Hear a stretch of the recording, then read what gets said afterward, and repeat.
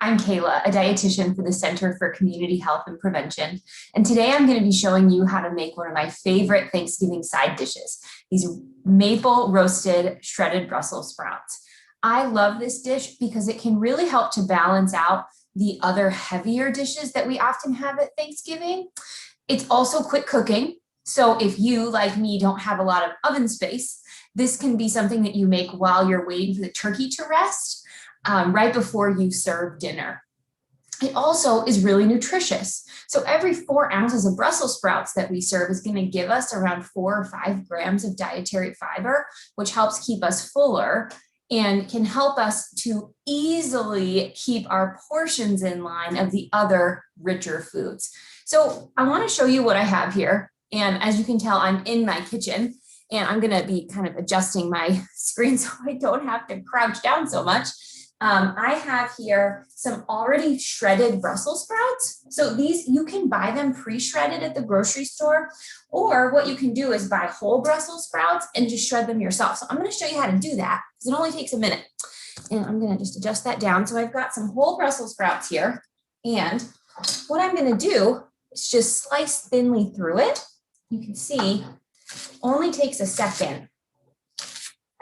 Just slice right through.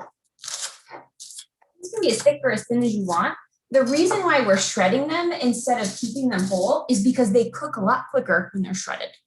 You also could cut them in half or into quarters. They're just going to take a little longer to cook.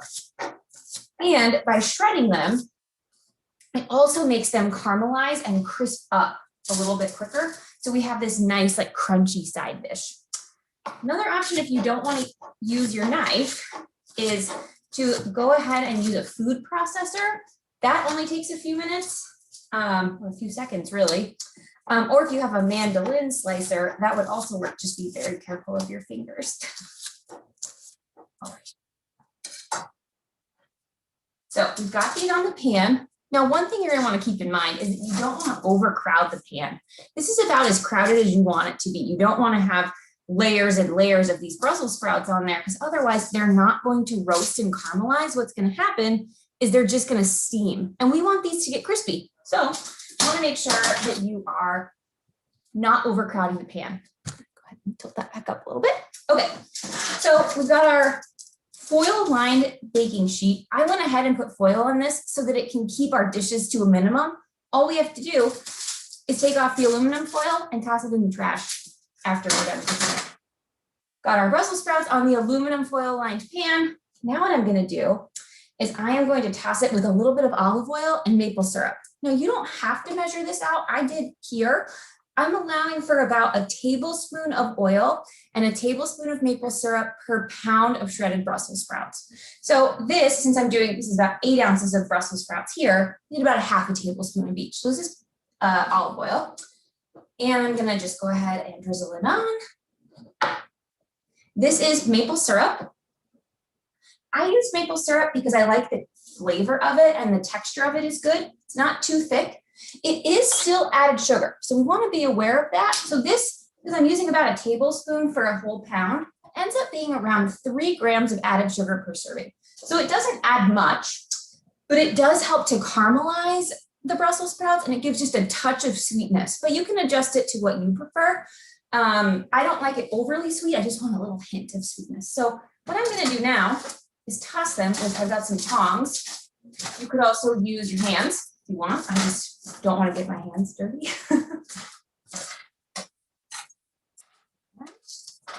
Make sure this is well coated. And you can always look at this and decide if it's not coated enough. You can always add some more maple syrup, or you could add some more olive oil. Either way is fine. But this is Thanksgiving, and we want to make sure that this tastes good.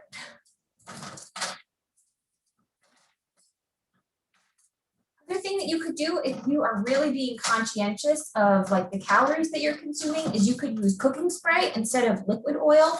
That would work as well and also cuts down on dishes and mess. Makes it a little easier to toss.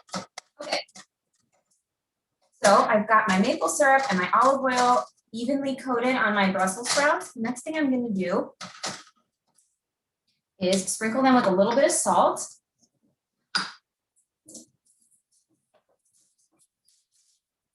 Yep. And then I'm gonna pop it in the oven. So these only take about 15 minutes to cook. And you're gonna wanna toss them every 5 minutes or so. My oven has already been preheated to 425.